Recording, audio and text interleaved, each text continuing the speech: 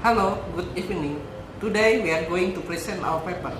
The title is Determinant of Tax Avoidance Behavior and Empirical Studies of Manufacturing Sector List on Indonesian Stock Exchange.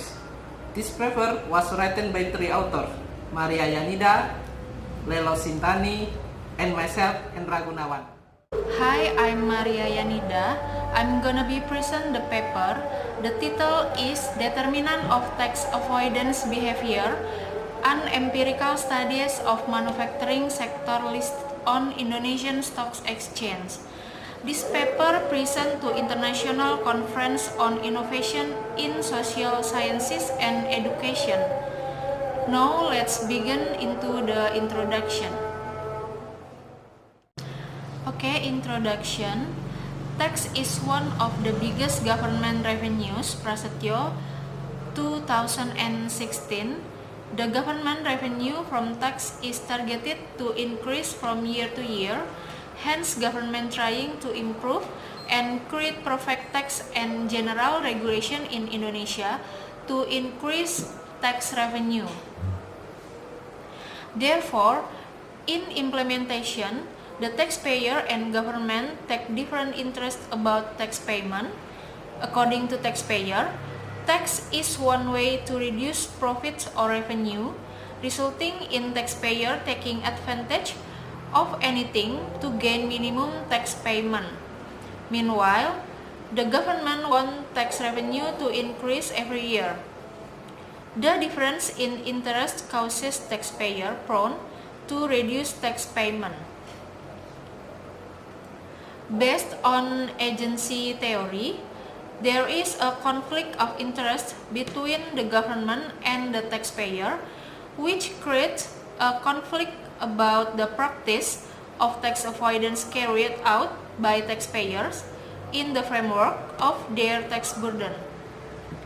If viewed from the other side, the main purpose of the company is to get the maximum profit to achieve the welfare of the company's shareholders. So, that is becomes the basis of the company in carrying out tax avoidance.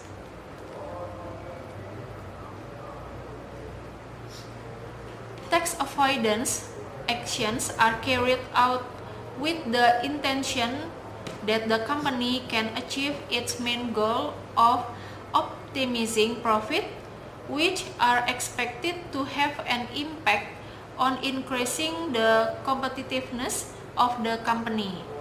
It is also to be able to fulfill its responsibilities as a taxpayer to the government as being one of the company's stakeholders. One factor affecting tax avoidance is fiscal loss compensation. The presence or absence of fiscal loss compensation will not affect tax avoidance because if a fiscal loss is found for the previous tax year, the company will still cover the loss with the net profit obtained by the company in the following year. This indicates that the existence of compensations for losses does not fully declare the company gets relief for not paying tax at all to avoid the tax burden.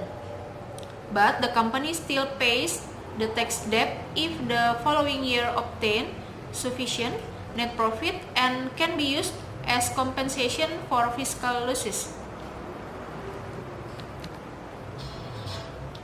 Another factor is sales growth, namely change in sales in the financial statement per year, which can reflect the company's prospect. If the company's sales growth increases, profitability will also increase and the company's performance will be better. It is because with the increasing profitability of the company, the profit of a company will also increases, which can encourage increased sales growth from year to year.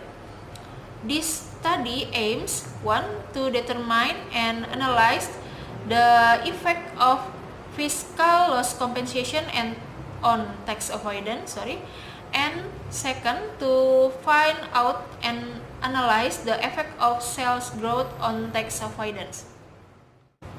Agency theory is a cooperative relationship in a contract where one or more people as the owner or principal and company management or agent. It is where the principal delegates authority to the agent to manage the company and make decisions. Compensations for fiscal losses received by the company will definitely reduce the tax burden that must be paid by the company.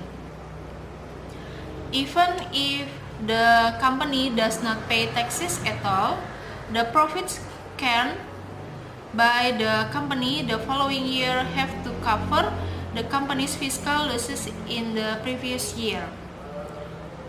Based on research conducted by Milhanuddin 2017 on fiscal loss compensation, it proves that fiscal loss compensation has no effect on the tax avoidance.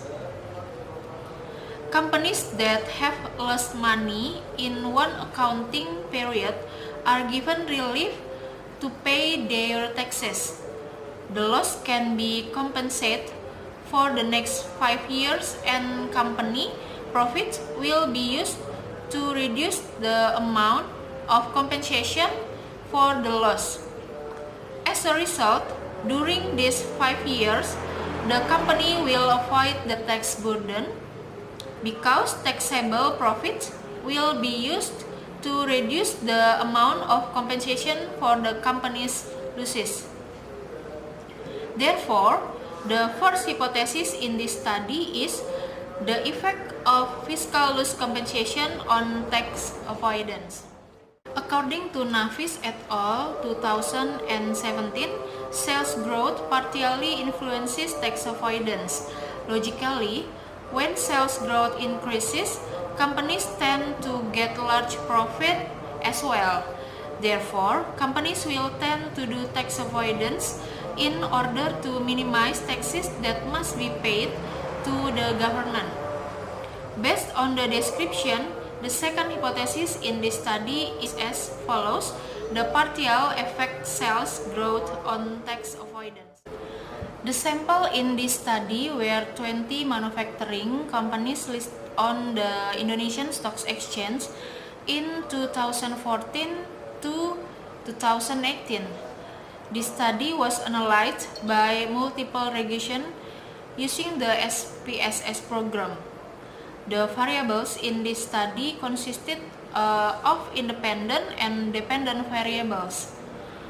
Fiscal loss compensation is calculated using a dummy variable with the regulation of fiscal loss compensation. 1 if there is a fiscal loss compensation, and 0 if there is no fiscal loss compensation. Sales growth and tax avoidance formula you can see on our slide. Table in slideshow explains results of our study. The first hypothesis shows the result that partial fiscal loss compensation has no effect on tax avoidance.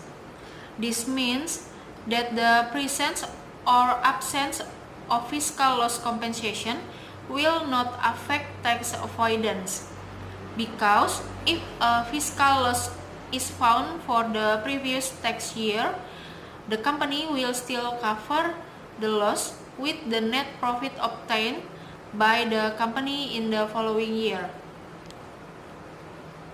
The second hypothesis is accepted so that sales growth partially influences tax avoidance. Logically, when sales growth increases, companies tend to get large profits as well. Therefore, companies will tend to do tax avoidance in order to minimize taxes that must be paid to the government. Conclusion: based on the results of the analysis that has been done, fiscal loss compensation has no effect on tax avoidance. Fiscal loss compensation is compensation made by taxpayers who have recorded a loss, and compensation will be made in the following year. Sales growth affect tax avoidance. If sales growth in a company increases, tax avoidance measures taken by the company also tend to increase. That's our presentation. Thank you so much for your attention.